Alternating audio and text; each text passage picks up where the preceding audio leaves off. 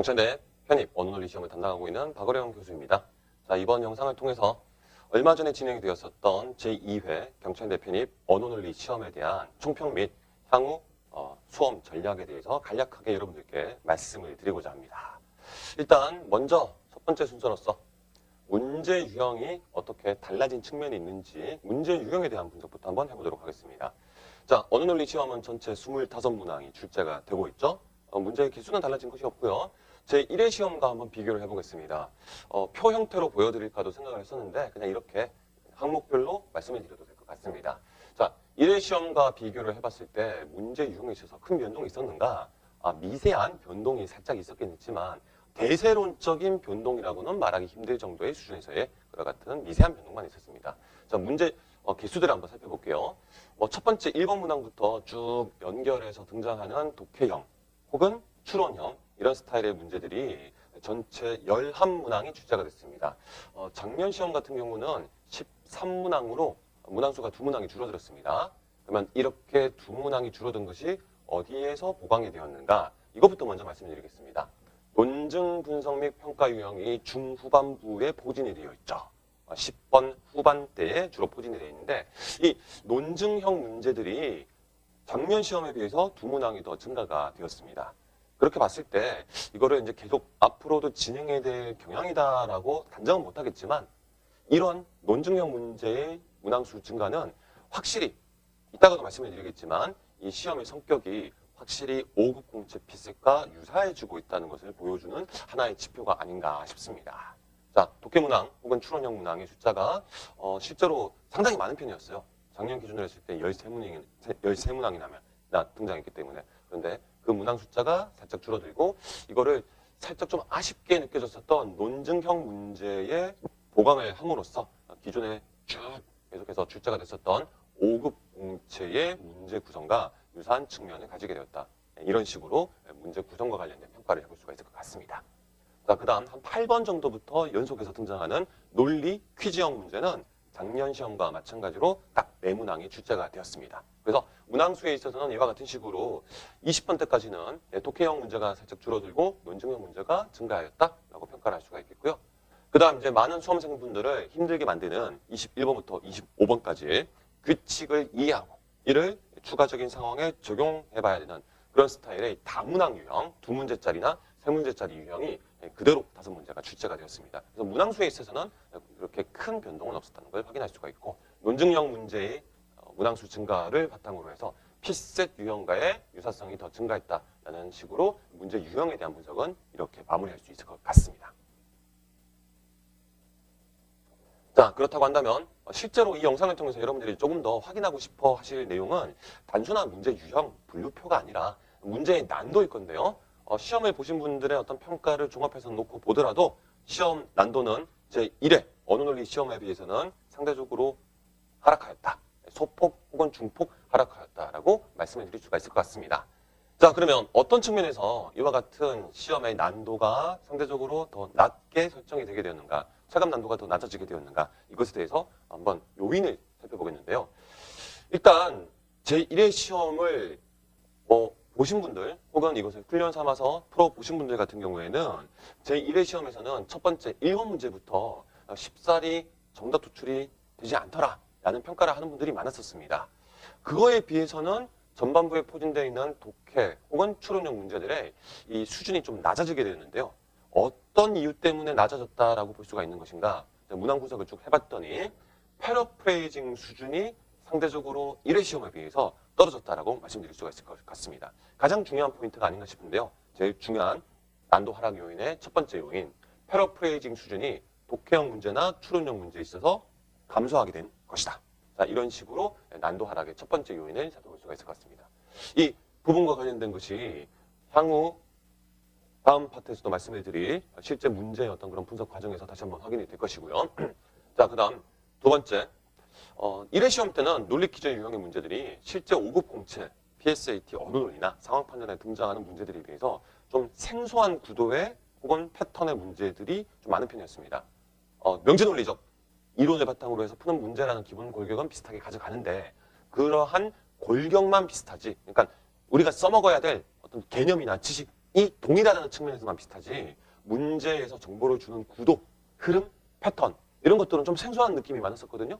그런데 이번 2회 시험 같은 경우에는 이것이 아까도 말씀드렸었던 바지만 기본적인 5급 공채의 문제 정보 제시 패턴과 유사해졌다. 그렇기 때문에 조금 더 이런 5급 공채 문제를 열심히 풀어왔었던 수험생분들한테는 조금 더 친근감 있게 다가갈 수 있는 문제 스타일이었다. 그 접근, 해결의 과정이나 전략이 비슷비슷하게 작용한다는 맥락에서 좀 더 친숙하게, 좀 더 쉽게 다가갈 수 있는, 갈 수 있는 그런 스타일이었다고 말씀드릴 수가 있을 것 같습니다. 그렇게 두 번째, 논리 퀴즈 유형의 정확한 패턴이 상대적으로 등장함으로써 5급 공채 수준에서 접근할 수 있는 그런 길이 열리게 되었다라고 말씀을 드릴 수가 있겠습니다. 자, 그 다음 세 번째. 다문항 유형 있죠. 21번부터 25번까지 등장하는 두문항짜리 혹은 세문항짜리. 이러한 다문항 유형의 지문 정보 혹은 선지의 진술 구조가 좀 더 직관적으로 판단할 수 있게끔 그렇게 좀 평면화되었다라는 측면이 또 세 번째 난도 하락의 요인이라고 말씀을 드릴 수가 있을 것 같습니다. 실제로 제1회 시험에 등장했었던 23번부터 25번까지의 가장 마지막에 등장하는 이 3문항짜리 다문항 유형의 지문 같은 경우는요. 일단 지문의 정보 처리 자체도 복잡했고 그 다음 뭐 두 번째 문제나 세 번째 문제에서 물어보는 선지의 진술도 도대체 이 선지들이 어떤 부분에 대해서 물어보고 있는 것인가에 대해서 직관적인 판단하기가 상당히 힘든 경우들이 많았었는데요. 이번 시험에서는 그와 같은 난점은 상대적으로 대폭 줄어들었다라고 평가를 할 수가 있을 것 같습니다. 그래서 자세한 거는 향후 별도로 또 촬영이 진행이 되어서 여러분들한테 전달드릴 제2회 언어논리 시험에 대한 전체 문항 해설 과정을 통해서 더 자세하게 말씀을 드리게 되겠고요. 일단 이번 시간에는 이렇게 짤막하게 전반적으로 어떤 요인들의 작용에 의해서 이 2회 시험의 전체적인 난도가 소폭에서 중폭 하락하게 됐는가 이 맥락만 잡는 데 초점을 맞춰서 말씀을 드리도록 하겠습니다. 자, 이렇게 문제 난도에 대한 분석이 마무리가 되었고요. 모든 것들을 다 이제 분석하기는 시간이 부족하기 때문에 이번 시간에는 이 첫 번째 항목 독해 및 추론형 문제의 패러프레이징 수준이 어떤 측면에서 좀 비교적으로 경감하게 되었는가 이와 같은 제1회 시험과 제2회 시험의 패러프레이징 수준에서의 난도 차이와 관련되어서 실제 문제를 통해서 확인해보는 그런 시간을 좀 짤막하게 가져볼까 합니다. 자, 이 문제들은 일단은 전체 문제의 일부분 그 다음에 선택지도 하나씩만 뽑아낸 건데요. 그냥 맛보기로 사례로서 보여드리는 거기 때문에요. 이걸 뭐 시험 푼다는 생각으로 보지 마시고 이 영상을 보시는 분들 같은 경우에는 그냥 지금 화면상에 나타나는 이 문단의 내용을 보시고 선택지 1번 그 다음에 올해 시험 같은 경우에도 마찬가지 방식으로 문단 내용 보시고 선택지 4번에 대해서 1차적으로 한번 OX 여부에 대한 판단을 한번 해보시기 바랍니다. 자, 그와 같은 판단이 다 개별적으로 되셨다고 가정을 하고 한번 문제를 분석해 볼게요. 2023학년도 작년에 있었던 제1회 시험에 4번 문제에 있었던 선택지입니다. 자, 일단은 내용은 다 보셨죠? 여기서 이제 핵심적인 것은 생물과 환경 사이의 관계를 나타낼 때 생태지위라는 어떤 방법, 개념을 쓴다는 것이었습니다. 그래서 생물에게 서식지는 사람으로 치면 그의 주소에 해당하며 생물에게 생태지위는 그의 직업에 해당한다라고 이 생태지위라는 것의 어떤 특징, 개념에 대해서 조금 추가적인 설명을 해주고 있는데요. 계속해서 일단 읽어보겠습니다. 한 생물의 생태지위란 그 생물의 생존에 관여하는 모든 관계를 종합한 것이다. 생물의 생태지위는 매우 높은 차원의 공간에서 하나의 점으로 나타낼 수가 있는데 한 차원에서 볼 때 각 동물을 자신이 잡아먹는 동물의 크기 순으로 나열할 수 있는데 이런 나열의 한 지점에 그 동물의 생태지위가 놓인다. 그리고 다른 한 차원에서 볼 때 각 동물을 서식지의 평균 온도 순으로 나열할 수가 있고 이런 나열의 한 지점에 또 그 동물의 생태지위가 놓이는 이런 식으로 그러니까 생태지위를 나타낼 수 있는 어떤 차원들이라는 것은 되게 다양하게 있습니다. 지금 그래서 설명해 준 거는 이게 뭐 무조건 딱 이렇게 두 가지만 있다는 말이 아니었죠. 한 차원에서 보면 즉 여기서 말하는 차원이라는 것은 동물의 크기 순이라는 차원에서 본다면 뭐 예를 들면 코끼리는 어디에 있고 악어는 어디에 있고 이런 식으로 배열할 수 있을 것이고 그다음에 또 다른 차원이라고 할 수 있는 서식지의 평균 온도라는 차원에서 본다면 또 이런 식의 스펙트럼으로 쫙 나열할 수 있을 것이다. 이런 말이었죠. 자, 이런 식으로 매우 많은 차원을 두고 다양한 방식으로 동물들을 나열할 수 있는데 가능한 모든 차원을 고려해 한 생물의 생태지위를 결정하면 이로써 이 생물이 다른 생물에 비해서 생태지위의 상단에 있는가 하단에 있는가 아니면 비슷한 수준에 있는가 뭐 이런 것들을 이제 비교할 수 있다는 겁니다. 자, 본문의 내용은 이런 식으로 진술이 되어 있었고요. 이제 선택지 1번을 한번 판단해 봅시다. OX 여부를 판단해 보면 생태 지위를 결정하는 차원들은 종마다 다르다라고 되어 있습니다. 자, 일단은 시험을 보시는 입장에서는 1번 선택지가 이야기하는 어떤 그 진술 내용의 판단 근거가 어떤 문단에 있었던 어떤 정보를 바탕으로 하는 것인가부터 일단 캐치를 하셔야 되는데, 지금은 그와 같은 이제 실제 시험이 아니기 때문에 이 문단의 내용이라는 것을 바로 말씀을 드린 겁니다. 자, 그랬을 때 우리가 읽은 이 문단의 내용에서 1번 선택지가 바로 직관적으로 도출이 되는가? 일단은 조금 고민이 될 수가 있겠죠. 분명히 생태 지위를 결정한다는 그런 표현을 아까 봤었던 내용상 요 후반부에서 이야기를 했습니다. 가능한 모든 차원을 고려하여 한 생물의 생태 지위를 결정하면이라고 했습니다. 그러니까 이런 과정을 거쳐서 생태 지위는 결정된다는 것이었는데, 근데 1번 선택지는 갑자기 생뚱맞게 이와 같은 생태 지위를 결정하는 차원들이 좀 더 확장적인 정보, 확장적인 어떤 판단을 내리게끔 요구해서 종마다 다르다라고 진술하고 있습니다. 과연 이게 맞는 말인가, 틀린 말인가는 그냥 단순하게 문장 읽은 거에서 직관적인 도출이 바로 되지가 않죠. 뭔가 그 연결고리를 우리가 고민하고 채워 넣어야지 판단할 수가 있게 되는 것입니다. 이런 부분이 제1회 시험이 가지고 있었던 언어논리 독해 추론형 문제의 그 수준을 높게 만드는, 난도를 높게 만드는 요인이었다고 생각할 수가 있는데요. 일단 판단을 한번 내려보겠습니다. 최종적으로는 X라고 판단하셨어야 됩니다. 왜 X라고 판단해야 되는 것인가? 자, 1번 선택지에서 말했었던 종마다 다르다라는 이 표현 자체를 우리가 어떤 식으로 해석을 했어야 되는가? 그러니까 예를 들어서 A종, B종, C종 이렇게 세 개 종이 있다고 치겠습니다. 그러면 A종 같은 경우에는 그 A종의 생태 지위를 결정하는 차원이 X라는 차원이 결정하고, B종 같은 경우는 X 차원이 아니라 Y 차원이 결정하고, 뭐 이런 식으로 간다는 말이죠.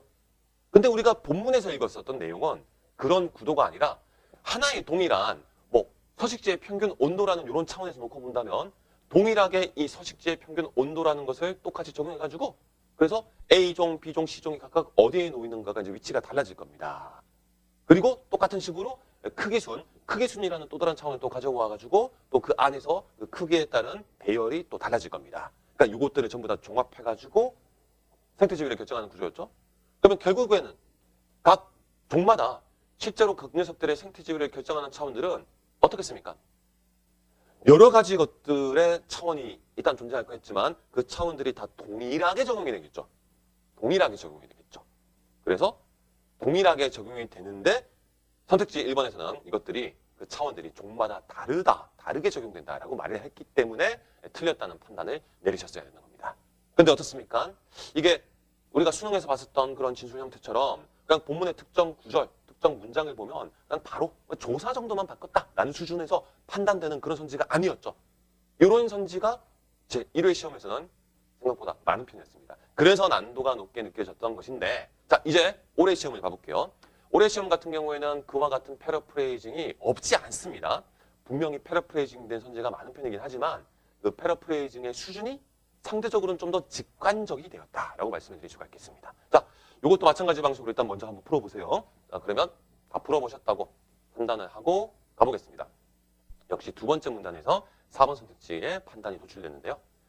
두 번째 문단, 사람은 욕망을 현실화하는 방식에서 동물과 다르다. 항상 그런 것은 아니지만 사람은 욕망 자체를 대상으로 하는 욕망을 갖는다.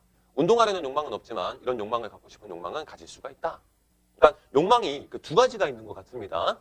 또는 늦은 밤까지 영화를 보려는 욕망을 가짐에도 그런 욕망이 없기를 욕망할 수 있다. 운동하려는 욕망이나 이렇게 영화를 보려는 욕망을 일단 직접적으로 어떤 대상이 있다는 측면에서 1차 욕망이라고 한다면 이러한 1차 욕망에 관한 욕망을 2차 욕망이라고 합니다. 1차 욕망이 있고 그 1차 욕망에 관한 욕망, 메타적인 거죠. 관한 욕망을 2차 욕망이라고 한답니다.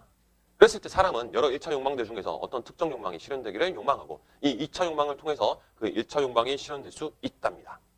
이렇게 1차 욕망을 실현하는데 성공한 2차 욕망을 2차 결단이라고 부른답니다. 다시 이 문장 부분이 이제 선택지 4번과 연결되는 것이었는데요. 이 부분을 정확하게 잘 읽으셨어야 될 겁니다. 1차 욕망을 실현하는데 성공한 2차 욕망을 2차 결단이라고 부르는 겁니다. 그럼 일단 머릿속에서는 이런 판단을 해야 되는 거죠.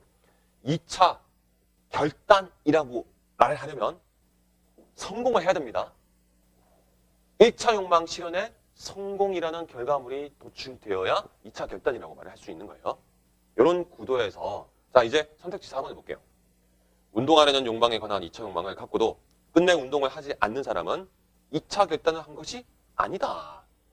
2차 결단이라고 말을 하려면 어떻게 돼야 된다?